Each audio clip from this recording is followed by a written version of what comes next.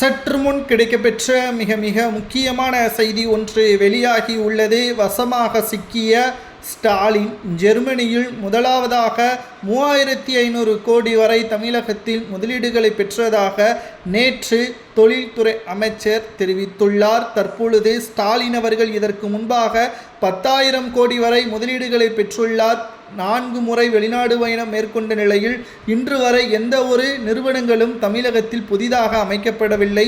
அதுவும் குறிப்பாக ஸ்டாலின் அவர்கள் சொன்ன 10,000 கோடி முதலீடுகளை பெற்றதற்கான வெள்ளை அறிக்கையை வெளியிட முடியுமா? ஸ்டாலின் அவர்கள் வெளிநாடு பயணம் என்பது சுற்றுலா பயணம்தான் என்பதையும் எடப்பாடி பழனிசாமி அவர்கள் திட்டவட்டமாக தெரிவித்துள்ளார். தற்பொழுது ஸ்டாலின் அவர்கள் வசமாக சிக்கிவிட்டார் என்றும் சமூக வலைதளங்களில் நம்மால் பார்க்க முடிகிறது. அதற்கு காரணம் ஜெர்மனி, UK போன்ற நாடுகளுக்கு 8 நாள் பயணமாக மக்களின் வரி பணத்தில் சென்றுள்ளார். ஆனால் 3500 கோடி முதலாவது நாளே பெற்றுள்ளார் என்றும் அதற்கான ஆவணங்களை ஏன் வெளியிடுவதற்கு தாமதம், இரு நிறுவனங்களும் அனுமதி பெற்றுவிட்டது என்று கூறிவிட்டால் அதை வெள்ளை அறிக்கையாக வெளியிட வேண்டியதுதானே, உங்களை எப்படி நம்புவது என்ற கேள்வியையும் எடப்பாடி பழனிசாமி அவர்கள் கூறியுள்ளார். இந்த முறை தமிழக மக்கள் நிச்சயமாக திமுகவை ஏற்றுக்கொள்ள மாட்டார்கள். அவருக்கான சரியான பாடத்தை இன்னும் 7 மாதங்கள் நடைபெறக்கூடிய சட்டசபை தேர்தலில் அதற்கான பலனை திமுக பெறும். அதே சமயத்தில் எதிர்க்கட்சி அந்தஸ்தை கூட திமுக பெறுவதற்கான வாய்ப்புகள் கிடையாது என்பதையும் எடப்பாடி பழனிசாமி அவர்கள் நேற்று மதுரையில் நடைபெற்ற சுற்றுப்பயணத்தின் பொழுது தெரிவித்துள்ளார்.